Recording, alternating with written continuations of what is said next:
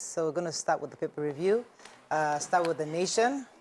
New twist in Niger crisis as Russian mercenaries arrive. Ministers zoom into action. It's September 7th for judgment in Shoaib and Obaseki's case. BRICS offers $10 billion loans. UK police charge Diezani with bribe taking and fraud. President names NIMC boss, medical consultants serve 21-day strike notice. Government to curb rising inflation with cut in money supply. And stock exchange joins bid to boost Forex availability. Okay, which story are we starting with in The Nation? Okay, I'll start with the Diezani story. So we remember one of our former petroleum ministers, Diezani, Alice Imajeke. She's been charged with bribery taken by the United Kingdom police. They said that she allegedly accepted £100,000 in cash, chauffeur-driven cars, flights on private jets, luxury holidays for her family, and the use of multiple London properties from oil and gas contractors. They also said that she received gifts, furniture gifts, renovation work, staff for her London properties, payment of private tuitions, and gifts from high-end designer shops such as Cartier jewelry, Louis Vuitton goods. We know that she's been living in the UK, and the UK police, have brought this against her. Her family lawyer has said that they will definitely, defend this because she's been getting this sort of charge or allegations or accusations since she was minister, and they're ready to go to court concerning this. We also remember that we had heard as well, the family said she had undergone chemotherapy for breast cancer as well. But the UK police are saying, for us, bribery is a pervasive form of corruption which enables serious criminality and can have devastating consequences for developing countries. And so for them, this is a serious matter. As we know, we've been trying Corruption is really difficult to try because they've also been trying to get her on something, but they were able to do some other. This one was easy to quickly start from end to finish. This has been a struggle to get Diezani. I guess they have done their proper investigation, so that when they finally get to court, it may be. Okay, congratulations to my cousin. We call ourselves cousins. Anytime we see each other, like, cousin. Anyway, to Bise Koka Odishote, the president has recently appointed her as the acting director general of the National Identity Management Commission, NIMC, and this would follow the terminal vacation of the office of the commission's outgoing DG CEO, Aliyu Abubakar Aziz, who has been asked to proceed on a 90-day retirement leave from August 24th, which is starting tomorrow. So this was released. This is not congratulations. This is work. This is, yeah. That's a department that I've called out twice on this show how we were looking for how to get NIN number. You have registered and you cannot find your number. The data, their server is always down. Please, let me know. The president has also approved the appointment of Yusuf Buba Yakub to serve as the director CEO of the Directorate of the Technical Aid Corps, as DTAC, and also follows the tenure, the recent expiration tenure of the current CEO, which is Dr. Pius Oshuyikomi. The appointment takes effect with immediate effect. Right. I just like the word where they say terminal vacation. So you have let the person go. What's the terminal? They're still going to pay you for it. So. Okay, so there's a new twist in Niger crisis as Russian mercenaries arrive. Wow. Yes. So the Wagner group from Russia in Mali with soldiers, arms, and ammunition. And their leader claims that they are in Mali to provide support to Mali to dislodge terrorists and any other interest that they may have, any other interest in quotes. Remember, Mali and Congo and Burkina Faso have declared support for Niger in case there's going to be any military intervention. And this Russian group in Mali just further gives credence to the claim by a former Russian official that said that the Russian state conspired to facilitate the coup in Niger. And it's also important to note that the ECOWAS leaders have refused the proposed 3-year transition plan from the coupists. Yeah. Yes, and as the matter is going, diplomats are still asking for peace talks, diplomatic talks, and the leader of the ECOWAS envoy, General Abdul Salam, has also said that we should not agitate and that the situation would not degenerate into a war. So we are keeping our fingers crossed and looking forward to how all of this unfolds. Really sad, shocking story. I don't know. But the government is planning to curb rising inflation, and the plan to do that by cutting money supply, and that headline just threw me off. I wanted to get the details, and it was coming from the Minister for Finance and Coordinating Minister for the Economy, Mr. Wale. And he hinted this yesterday, saying that in a way to reduce inflation on the side of the government, they want to reduce the growth of money, the supply of money in circulation, the printing of money. And I think it's important because the printing of money is what really increases inflation, but how they intend to go about it, the impact it's going to have on the Nigerians and the everyday impact on Nigerians is what I don't understand yet. But what is clear is they want to maintain discipline in money supply. The government is targeting that the government controls inflation by price and creates price stability. So, of course, we want price stability, we want economic growth, but we don't want a case of cutting money supply where we don't have access to cash or be able to have access to our monies when we need to. We remember what happened earlier in the year. So I would like the minister, through the spokesperson, to give us more information about how this would impact us on a daily basis, because we are drawing different meanings and we might be wrong in our thoughts on how the government wants to cut money supply. All right. Moving now to the Punch. Anger as states warehouse rice delay palliative sharing. Narrow slump. Manufacturers' raw materials import hit 8 trillion naira. Associates mourn slain senators' aide, demand killer soldiers' arrest. Ogun doctors plan September 1st strike over unpaid allowance. Niger, AU plans fresh sanctions. Abdul Salami warns against war. FG states local governments share 966 billion naira July revenue. And EFCC mom as Diezani faces bribery charge in the UK. But let me start with the major headlines. So, the Nigerian Labour Congress have lamented that Nigerians are hungry and that members they express their misgivings about the way the palliatives are being shared within the states. According to them, I was going to quote the specific person speaking here, I think, trying to get his name. The General Secretary, Nigerian Labour Congress, Chris Onyeka, said the delay of the federal government in providing palliatives has become very worrisome. According to him, he was against the fact that the government gave money to the governors to go and share, because he feels that for him that's money for the boys, that the money will not get to Nigerians as it should. He says that they didn't involve the members of the Labour in the state chapters to be involved with the palliative conversations or even the sharing, because according to the report, the Labour was actually part of the conversation on palliatives from the federal level, but on the states level, they were not involved at all, and is insisting that the fact that they handed this 5 billion naira to the governors in itself is a problem, and that Nigerians are not getting the palliatives that have been promised by the presidency. Remember, the 5 billion is a loan. Some states, well, they keep forgetting that.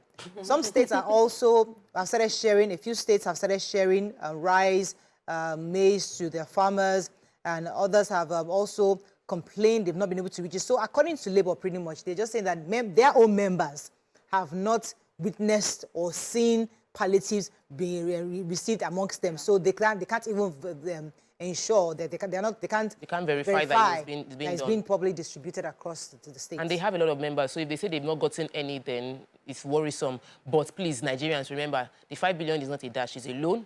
States will refund it, and state governors, remember, you will pay back that loan. Or something that they can keep, but the remaining they have to return it over a period of time. So it's not money for the boys, as Mr. Onyeka is trying to suggest to Nigerian public. All right, so Mariam had a story in Punch. This from Ogun State. So 150 doctors in the state-owned health facilities across Ogun State are planning on an indefinite strike and suspension of services beginning September 1.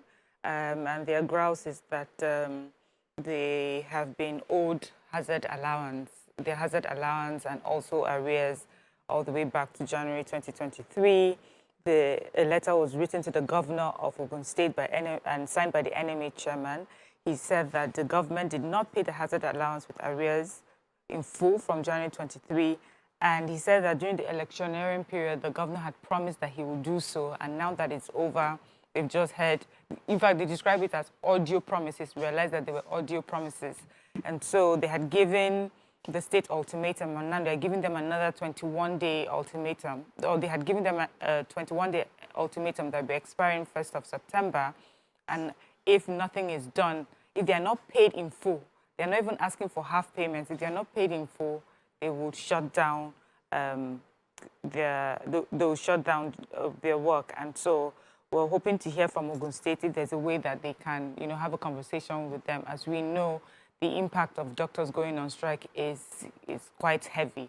And so I hope this is something that can be discussed and sorted out. And if there's arrears to be paid and the government has that, please, let's try and do so. And let's make it less, let's try and have less conversations of salaries owed. I just don't understand. If we have a budget for it, if we have worked for it, if there's the money for it, please, let's go ahead and make these payments. Okay, another story in Punch? This is a sad one. So associates of the slain Mr. Diezani, a senior aide to the Senator Solomon Adiola, are mourning him today. They are mourning him and they are burying him today.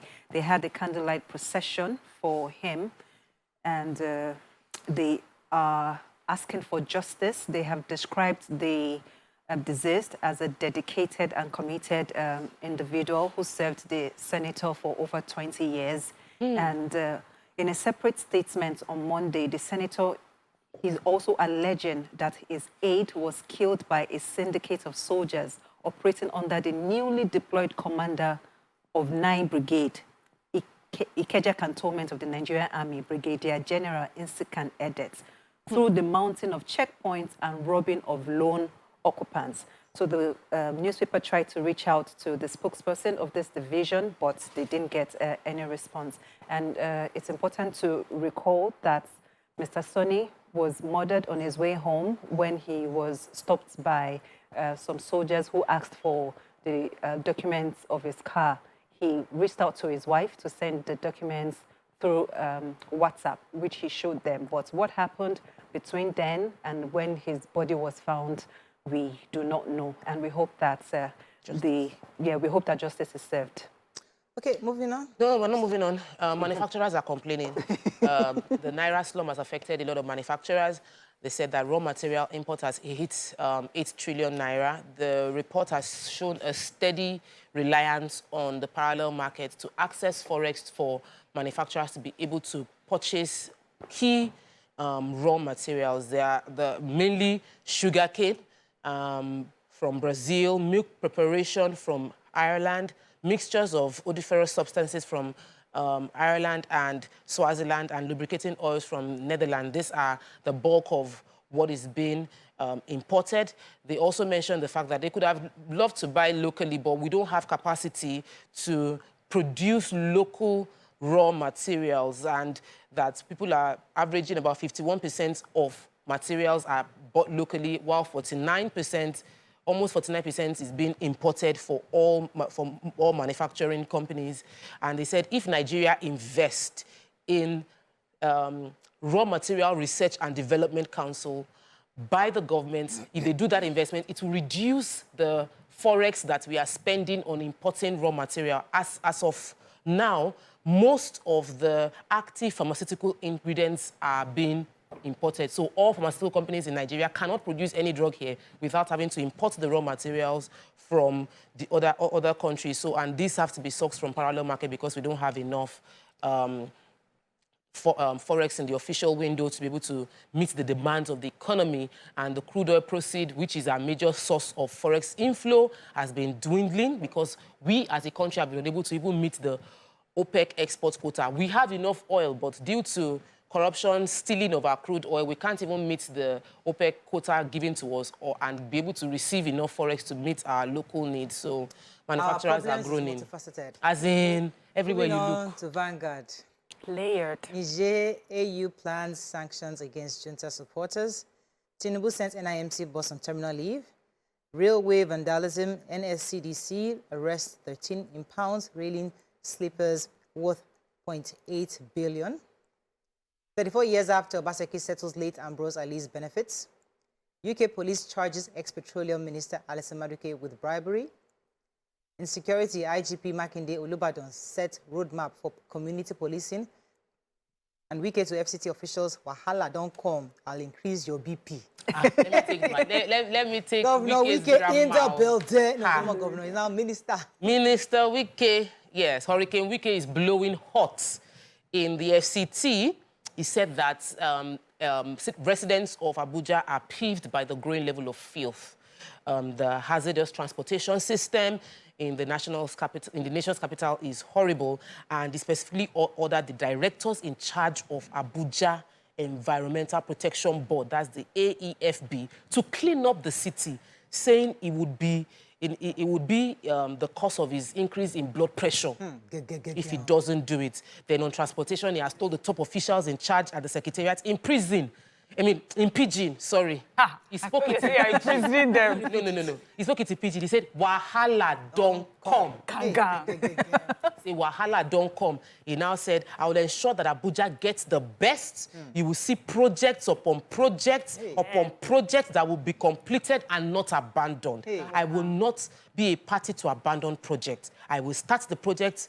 Where there's no money, we will look into our finances before we begin the project. Okay, I will begin a renewed hope. Thank you, fantastic. This Hurricane Wike is just giving us the drama that we like at the moment. All right, let me go to Edo State, Godwin Obaseki. According to this report, he's known as the most pension-friendly governor. Anyway, so what happened? He has paid the benefits of the late Professor Ambrose Ali, the former governor of the state, the old Bendel State, actually. The first executive governor of the old Bendel State, now Edo and Delta States. After 34 years of his passing, according to the governor, the widow of Professor Ambrose Ali turned 80 years in Birmingham, United Kingdom, where he went and visited. And he was now asking his children, what do you think I can give Mama for her 80th birthday? He said, the only woman's wish is that her husband's benefits be paid. He said, Her benefits have not been paid. You've not paid 34 years. He said, they've not paid her benefits, the family's benefits. He went back to Nigeria, wrote them a check, and then sent it to them.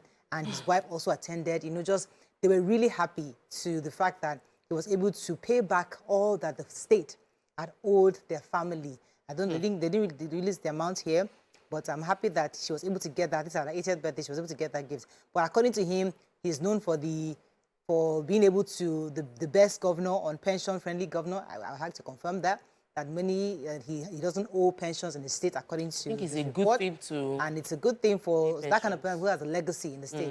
Should not be owed pensions at all. So I'm happy that it's good to have one thing that people can say, okay, at least this is what you do.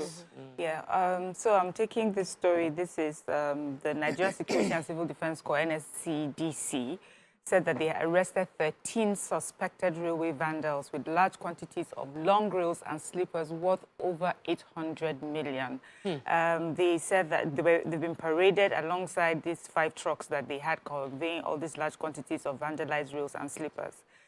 When they were arrested, they also offered to bribe the commander of the squad with 30 million naira, and he rejected. So because he rejected, we now know of this story. And you now see why they were talking about how bribery can affect us, especially developing countries. So if he had not rejected that, it would have just continued, this would have just continued. So yes, we hope we are able to find out. There's a thriving market. Yeah, so we need to, apart from the market, we need to find out, somebody had to pay them. There's somebody bigger that they are involved in. I hope that investigation can lead us to the real kingpin. Which is what Wike was saying yesterday, that we have to look for the small, don't catch the small fries, the big boys. Catch them, they lead us to the big one. Any other story in Vanguard? We move on quickly to the Nigerian Tribune. Let's find a story we've not taken. Tinubu to create 10 million jobs through humanitarian affairs, says minister. Seek redeployment if you can't deliver, Wike warns FCT directors. Back. FG State's local government share 966 billion naira in July allocation. Umahi orders work stoppage on Gadabiu Bridge. Gadabiu. Gadabiu Bridge. AU suspends Niger over coup. Stop checking cargoes already cleared by customs. Shippers Council urges police. Yoruba group to Kwara governor. Please, Yeye Oshun, Talorun, others now. And NIMC boss DG sent on terminal leave as Tinubu appoints Koka Odushote to replace him. And Diezani in fresh trouble. Any story we haven't taken? Yes. In Tribune? Okay. We have the Minister of Humanitarian Affairs and Poverty Alleviation, Dr. Betta Edu. Every time I say her name, I remember she's just 36 years old. She was just, in a statement in Abuja, she said that there's a, her ministry is supposed to create 10 million jobs, and that according to her, this will be achieved through different interventions and initiatives aimed at reducing poverty. She also says that the ministry's impact will have direct bearing on the people. She's also poised to always gauge the pulse of the people and attend to their needs, She says that the humanitarian ministry seeks to ease human suffering and maintain, re-establish circumstances that honor and protect human dignity with a mission to develop good humanitarian policies and provide effective coordination for national and international humanitarian interventions. Lovely words to read, and I pray for her that she's able to do this, put everything together and lift 133 million Nigerians out of poverty. You have a huge job, for you to do, and I hope that you're able to. We have to wrap up now, but there's a story that will caught my attention. The diaspora group identified as Yoruba One Voice had condemned the detention of Oshun devotees, Efun Sheton Abebi, Oba Lowo Jimo, and popularly online presenter Tanto Lorun, calling on Kwara State Governor Abdul Rahman Abdul Razak to release them immediately. According to them, the police had detained them and described the arrest, the detention of the trio by the magistrate court in Ilorin for 30 days and 50 days, respectively, as travesty of justice and an act of intimidation that could lead to further crisis. They need to release these 3 people as soon as possible. Okay, that is all we can take on the front page review. When we return, move on to the hot topic of today. Stay with us. We'll be right back.